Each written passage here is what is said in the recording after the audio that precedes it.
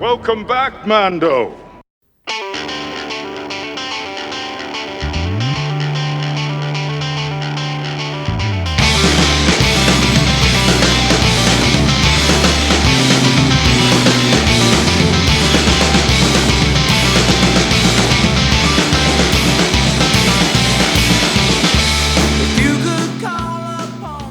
Oh! Greetings, Bucketheads. Mevar Tagar. Welcome to our 294th Pirate Pillaging the People of Adatin episode of Mandovision. I'm your host, Nargai Tom, and thank you so much for checking out this small, independent Star Wars podcast. We're so glad you're here. Make sure you hit us up on the socials at Mando_Vision and Mando_Vision on Twitter and Instagram. Just Mandovision at Blue Sky, and you can email the show at mandovisiontom@gmail.com. Make sure you're liking, subscribing, following, and sharing this show with all the Mandalorians in your covert. All right, Bucketheads, that's out of the way. Now we can talk about what we wanted to talk about. The final episode has dropped for Star Wars Skeleton Crew. The entire series is now available, in case you were waiting for that, so you could just binge the heck out of it. And I have to tell you, I very much enjoyed the series. Thought it was a absolute delight. Hit a lot of the right notes that I wanted. I felt it had a good balance between the action, the humor, the fun, the kind of little bits that were a little bit more kid-centric than maybe I thought there'd be. But I really thought it hit all the right notes. It balanced itself out very nicely and made for a really fun and entertaining Star Wars show. And I hope you all enjoyed it as much as I did, because we're about to talk about this final episode for a little while now, and it's all going to be good stuff. Now, are there some things that we can talk about that they could maybe get back to us on? Yes, we will. Because if I had one criticism of this final episode, is the sort of ambiguity on which many things ended, and we'll talk about those specifically as we get to them, but it wasn't, and just so you know, it was not enough to detract from my overall enjoyment of the series, of the show, of the episode specifically. So yeah, it's gonna be another positive time here on the Mandovision podcast, because we enjoyed this new entry into the Star Wars series saga, and I sure hope there is more. But let's go ahead, get into this episode. Let's get those particulars out of the way. This is Star Wars. Ooh, hold on. Let me kill the music first. Sorry, guys. All right. This is Star Wars Skeleton Crew, Season 1, Episode 8, The Real Good Guys. Original air date, January 14th, 2025. The episode is directed by its creator and one of the main writers, John Watts. And the episode written by Christopher Ford, and John Watts. So there it is. You know what that means. Let's just get into it, friends. Let's do it. It's time. Strap on your buckets. Let's go. Get out of here. We'll hold them off. You're going to have to relocate the covert. This is the way. So this episode picks up right where our last one left off, with Jod ominously turning on the lightsaber, and that's where we pick up, and it's got a nice double meaning to it, because for the kids, knowing who Jod is, they feel the threat. They feel all the things he said in the last episode that he would do to them, to their parents, and the kids are fearful.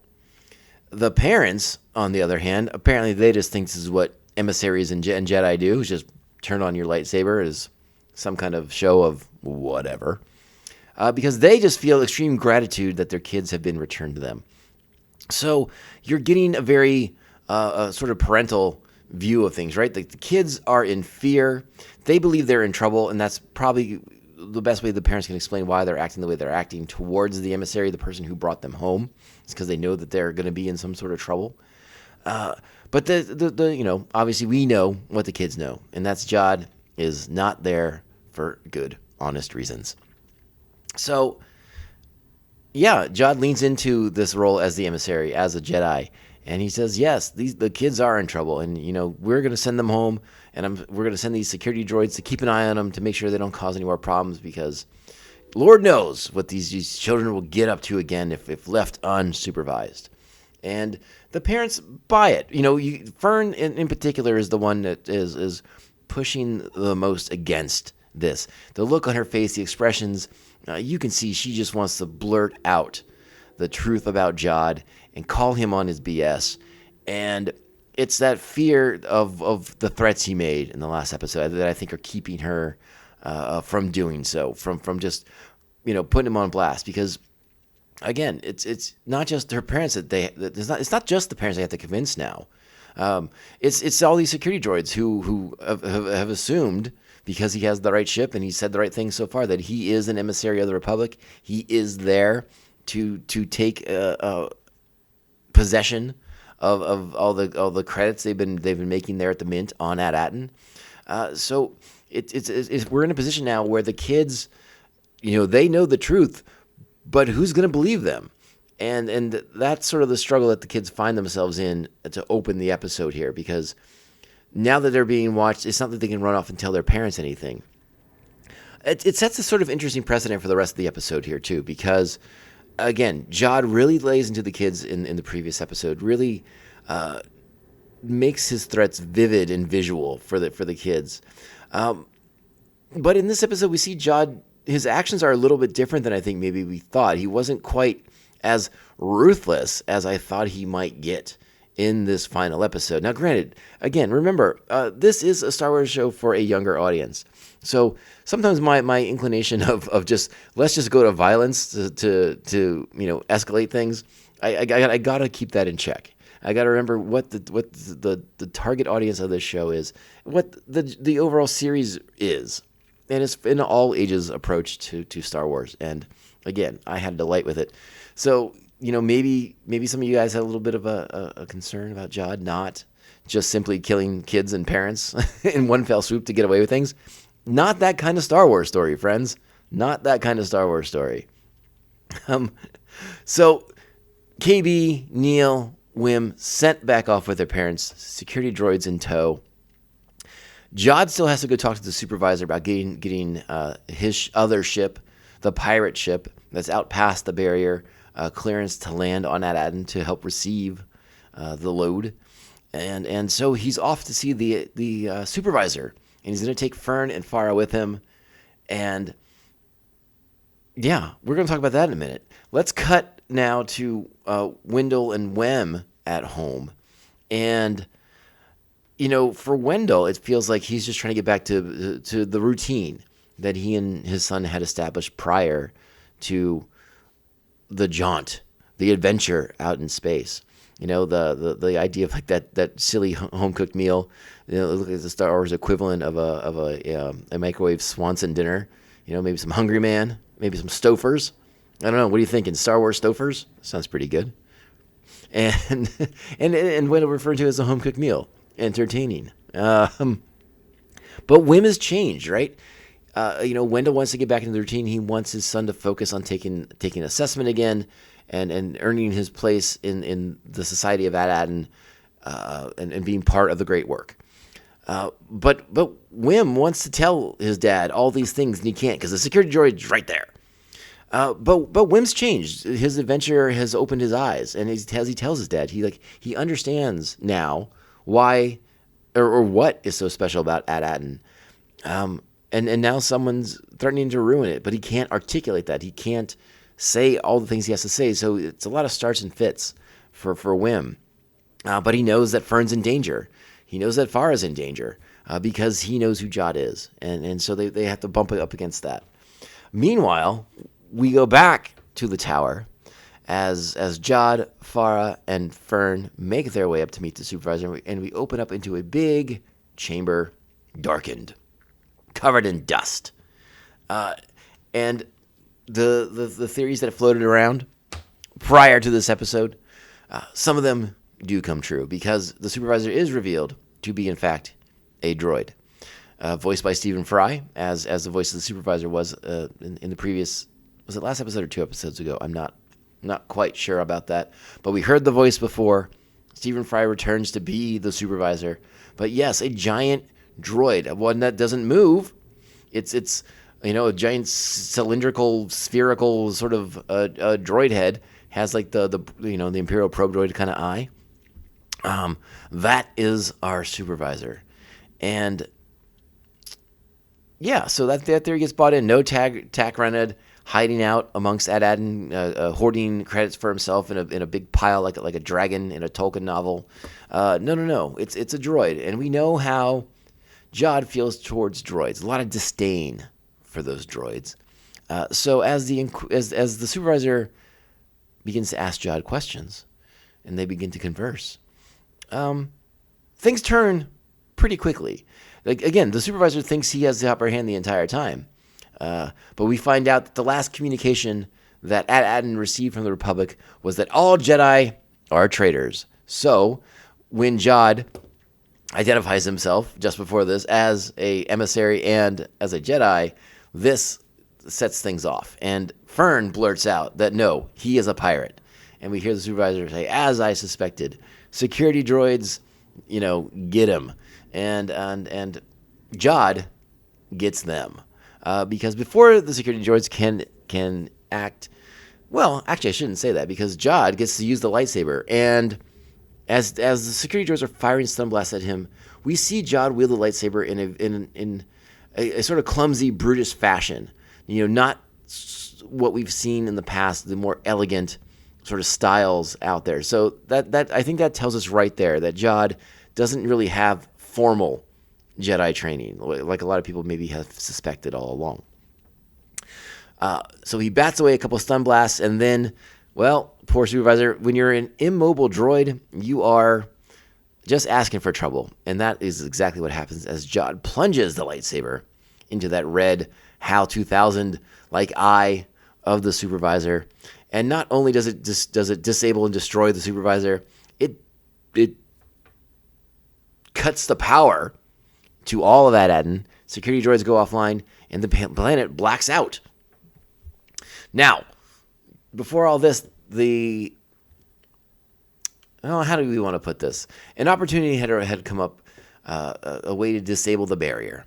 And Farah, being who she is now probably the highest ranking member of AT-AT society, now that the supervisor is gone, wants to protect that, right? So instead of letting Jod take down the barrier, she's going to give them access. She wants to keep AT-AT safe. I think she's hoping that this will be a one-time thing, that now that Jod stands revealed as a bad guy, as a pirate, that she's attempting to give him what he wants so that he will take what he wants and leave and never come back. And Jod leans into that as well. Like, he says, yeah, you know what? We'll never see us ever again, which we all know is a horrible, horrible lie. But Farah agrees, hoping against hope that she can believe Jod, that she can trust Jod. And I think we all know by now, you can't believe or trust Jod at all. So it's interesting noting that the last contact that AT-AT had from the Republic was the announcement of Order 66, and that all Jedi are traitors to the Republic. That doesn't clear up a lot of our timeline questions that we've had about the series. How long has that been there? How long have these generations? Again, the supervisor says generations, but how many? Like, how long has this been going on? How long has this been a hidden world of the Republic? Again, we now know the last contact they had with the Republic was Order 66. But does it just fall through the cracks there? Did Palpatine not even know about AT-AT to maintain a relationship with it? Like, just how secret was these worlds, these 12 hidden worlds that the 12 wonders of the Republic, whatever it was, why wasn't Palpatine aware of these sort of things? I have questions about that. We still don't have much clarity on Tack Rened and when he arrived on AT-AT, when he first landed on the planet, crashed on the planet with his ship, the Onyx Cinder. And I still have questions about the Onyx Cinder too. How does this ship have a legendary reputation if it's nothing but a stolen Republic craft? I'd love more answers. And the show left us a lot of room for a show that did everything super organically. The way it sort of set itself up to deliver on all these different things that it put in place episodes earlier and earlier. I suspect that if we get a second season, some of these things that are left up in the air right now may get crystallized, may come to a head, and we may get more clarity on. But I am just speculating. But yes, I definitely thought it was interesting for Jod's sake that the last time At-Aten had any contact was Order 66. So something to pay attention to. Now again, Farah has granted the pirates access to the planet. They can go through the barrier safely now. So the first thing Jod does is call Gunter and let him know, hey, bring on the invasion. Let it happen. Here we go. Pirates coming to At-Aten. And again, just like we saw in the first episode of this series, the way the pirates launch their attack against another ship, now we get to see Star Wars pirates, raid and pillage a planet as opposed to like a town or one of those a seaport village like in the golden age of piracy here on planet Earth. But it's also very Star Warsy. There's not so much of the raping, but lots of the pillaging and plundering. The big emphasis of these Star Wars space pirates as they make their way through At-Aten and find very little resistance along the way. Now, it's this blackout that gives the kids their opportunity that they've been looking for to get back involved and expose Jod for what he is.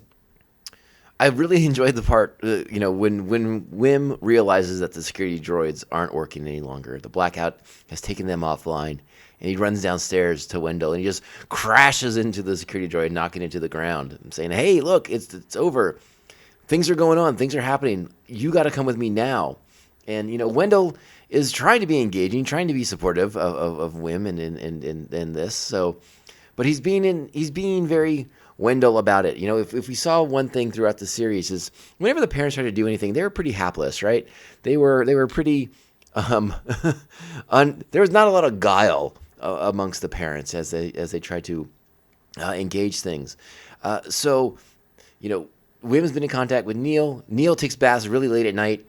And now that the blackouts happened, everyone rallies together, right? They meet in front of Wim's house. KB, Neil, all on their hover bikes, ready to go.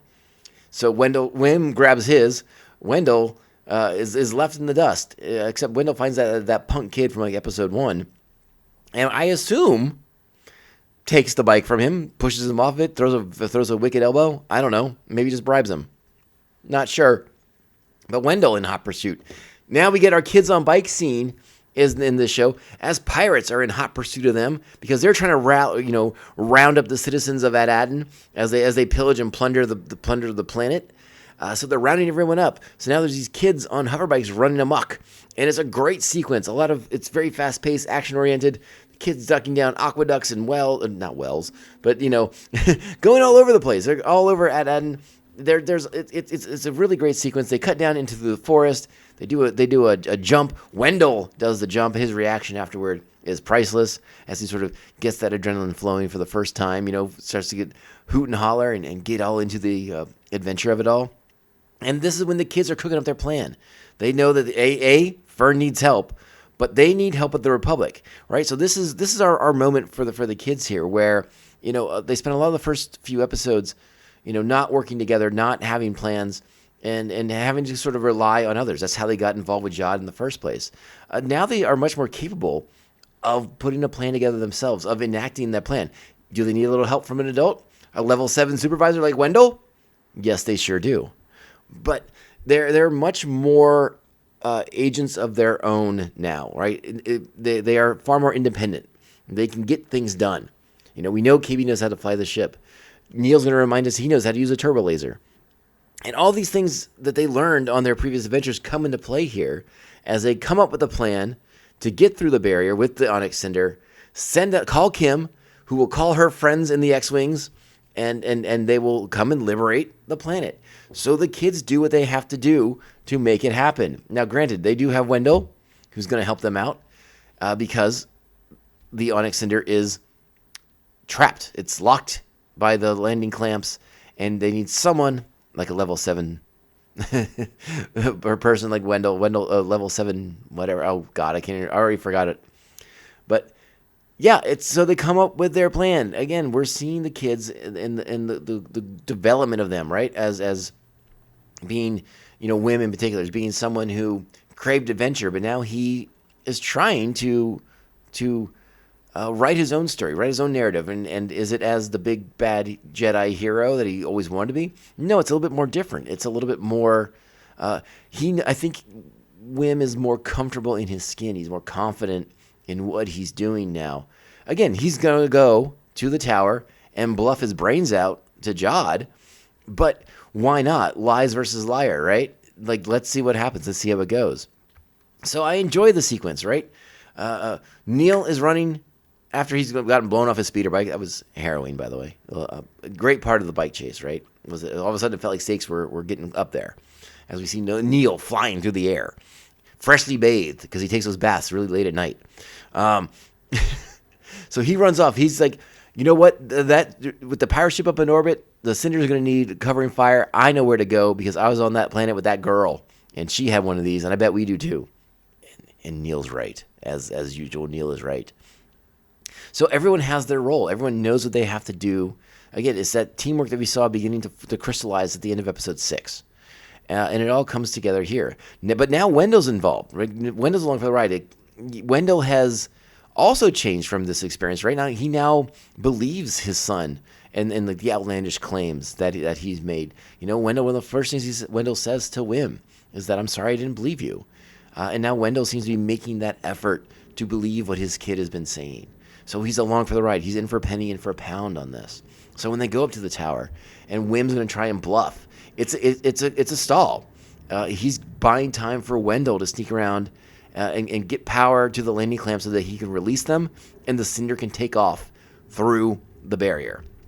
And it works, and it's great. And I love the story that Wim tells, because clearly he has no facts on his side, but I feel like he does just enough to put enough doubt in Jod's head, or at the very least, Jod's entertained by the whole thing, that it gives Wendell the opportunity he needs to power down. Like, I love the story about the crystal and how they found it before. And like I said, I think it's just enough to either entertain or give Jod like that little nagging doubt that like maybe something's gonna go wrong here any minute. Because like, again, Jod thinks for the most part he has this under control, and despite his what he said to Farah, they're not just there for a one-time heist. No. Jod is taking over the planet. Jod is taking over the mint. The people of Ad-Aden are going to be his workers now. They're going to keep doing what they've been doing, but now for him. And that's why he is very interested in making sure that the people of Ad-Aden aren't harmed.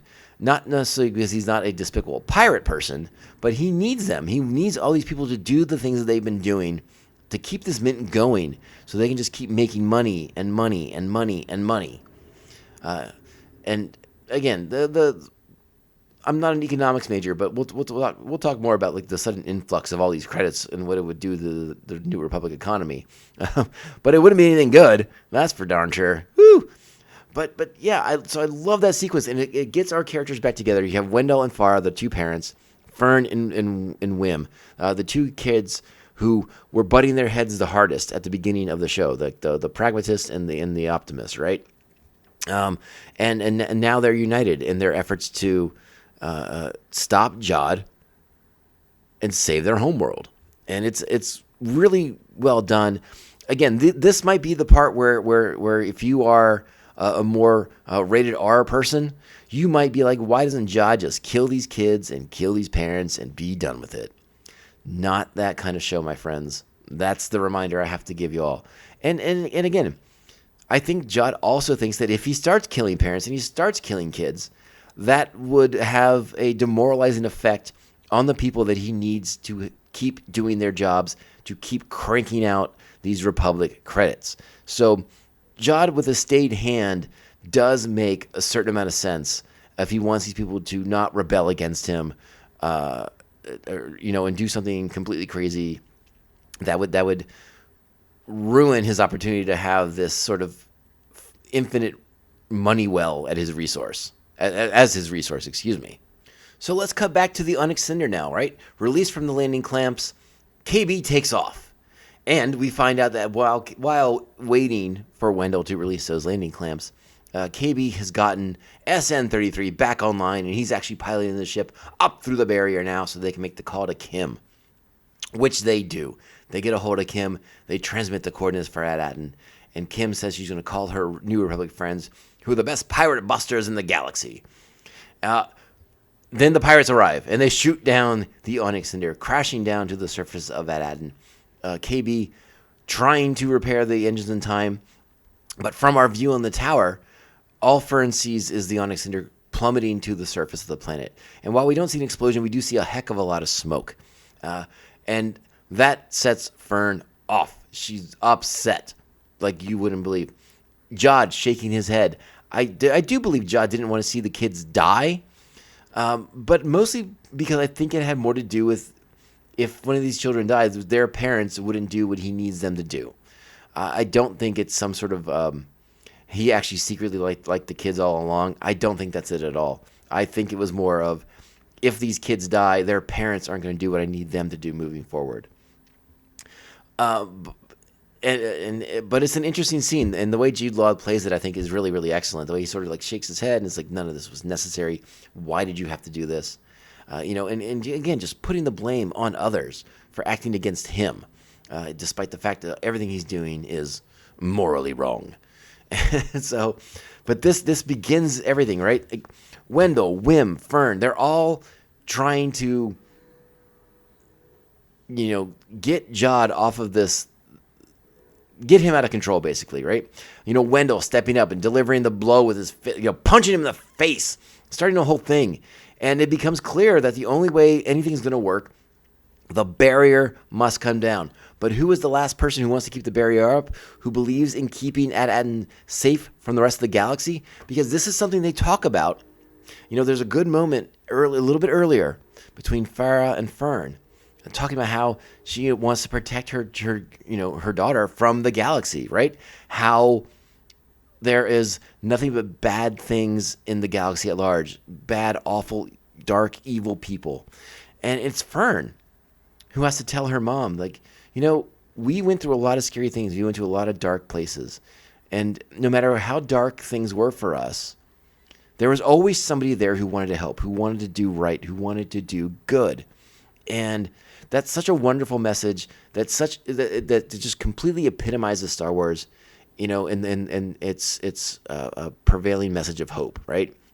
That's what we've been learning about Star Wars since the beginning. Now is like hope springs eternal, and for these kids to have hope and to have belief in strangers and others and people they don't know who want to do the right thing and help people and do good and bring light to the galaxy.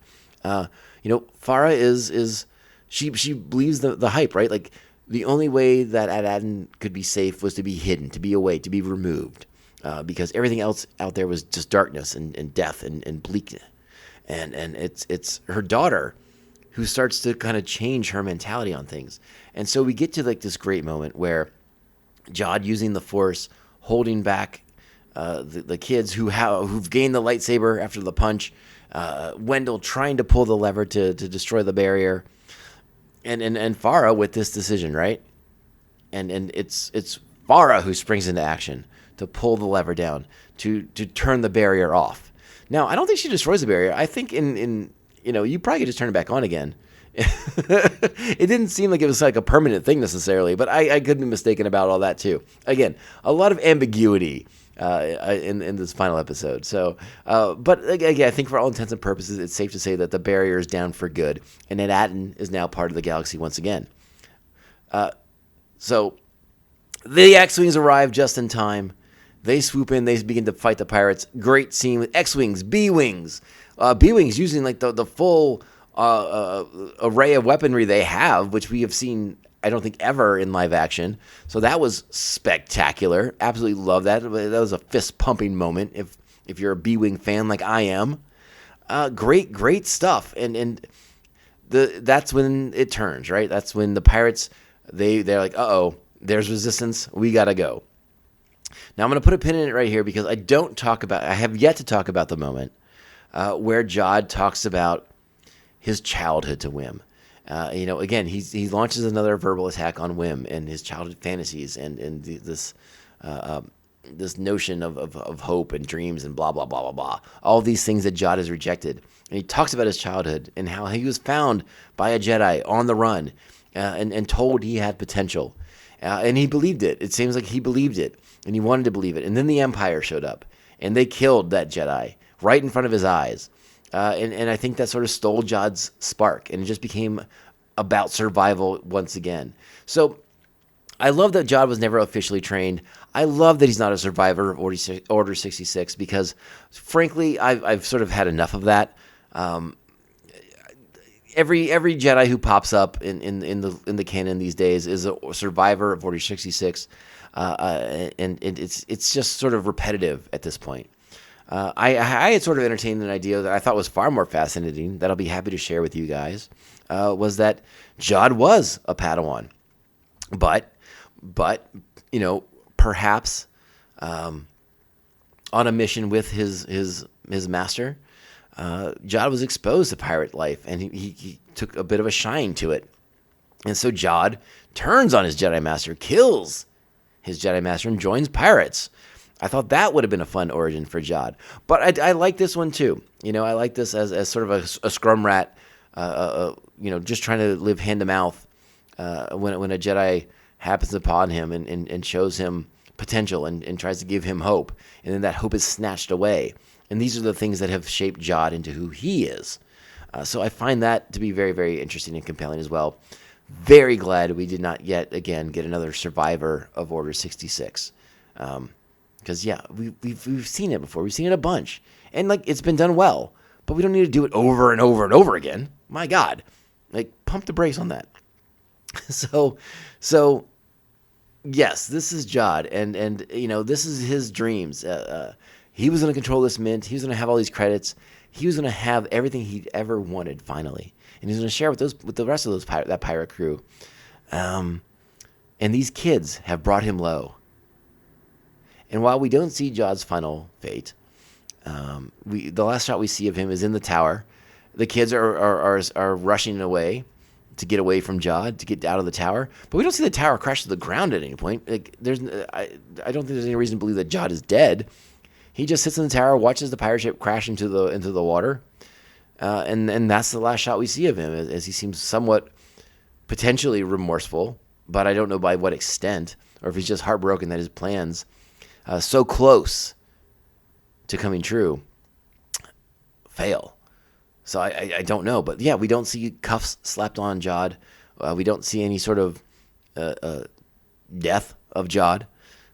We don't know why he has quite so many aliases, but that's okay. I'm less concerned about that than others might be. So we rush to the crash site of the Onyx Cinder, and we find out that as the landing ramp descends and all the gold dataries crash to the ground, we see the body of KB tumble out. But guess what? She's A-okay. The kids all embrace in a hug. SN33 walks down the ramp with his head in his hands. We didn't talk about that. I liked how KB was holding SN33's head while they rocketed through the barrier before. But now SN33 holds his own head. But what is the fate of SN33? We don't know that either. Because this is when the show ends, right? We look up through the hole in the ceiling of the school where Wim will probably not be taking his assessment. Will probably not be joining the Great Work, which we still don't have a lot of clarity on exactly what the Great Work is.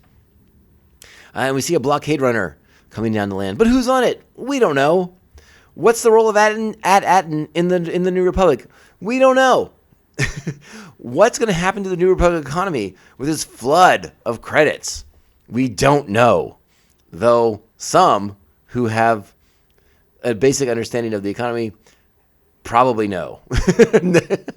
But maybe this is something that feeds into Season 2 of Ahsoka, or the Mandalorian Grogu movie, or just Season 2 of the Skeleton Crew. I don't know. We don't know more about Tak Rened. We don't know exactly the timeline of things. There's a lot of questions still existing for the show.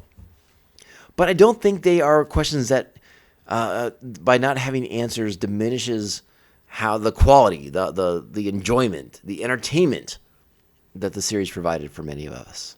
I really enjoyed the series overall. The episode in particular, 9 buckets, and I give this series overall 9.5 buckets. Really liked it. Really liked what it had to say. I enjoyed the writing, the directing, the cast. I liked the effects quite a bit. I love seeing Star Wars pirates, man. This is something I want them to do more of. Like, show me more corners of this galaxy that I love so much. It doesn't always have to be the Empire and the Republic. Like, and no amazing cameos in this show. Nobody came in to steal the spotlight from these kids. And I love that. Thank you. Thank you, Star Wars, for not doing that. Thank you, Lucasfilm, for not doing that. Let these kids shine on their own. Let this cast shine on their own. And let the story shine on its own. So, yeah, I'm a big, big fan of Skeleton Crew. I think it hit a lot of the marks I wanted it to hit. And in many ways, it exceeded the marks that I had for it because they did things I didn't think they'd do. They went directions I didn't think they'd go in. And I was almost surprised every single episode, surprised and delighted by the choices that were made. So this series is a big, big win for me. Again, 9.5 buckets. And I hope we get more. I hope we get a season 2. Because, again, I think some of these mysteries may be left vague, may be left unanswered. Because Christopher Ford and John Watts already have ideas of what they want to do. And maybe pick up more of this mythology that they've started to build for their own show, for their own corner of Star Wars. So I love it. And I want to know what you think of it, too.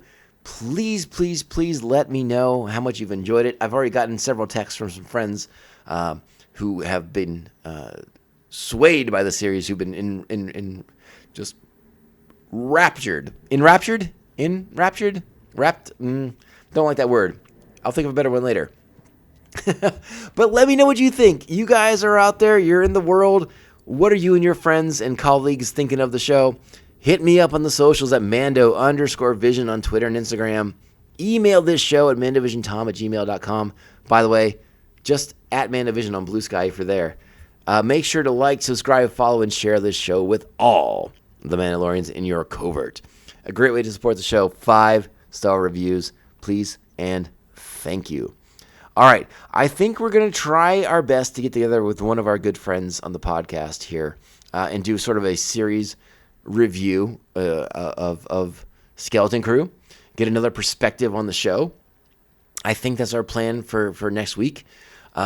Fingers crossed that pans out and lands.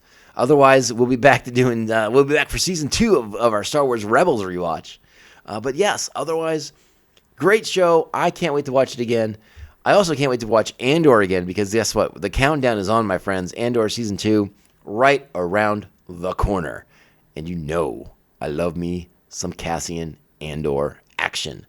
All right, Bucketheads, let's get out of here. Go out into the world. Be great Star Wars fans. Get them to watch Skeleton Crew. Persuade them. Twist their arm. Blackmail. Nothing too salacious. But, get them to watch it. Because it's a fun time. And I can't wait to hear your thoughts and opinions on the show, friends. All right, we'll be back next week. In the meantime, remember, this podcast, it only ends one way, my friends. This is the way. This is the way. This is the way. This is the way. I suppose you'll be heading out. I'm not. You should. It's against the creed. I gave you my word. I'm with you until we both fall. You really buy into that bantha fodder? I do.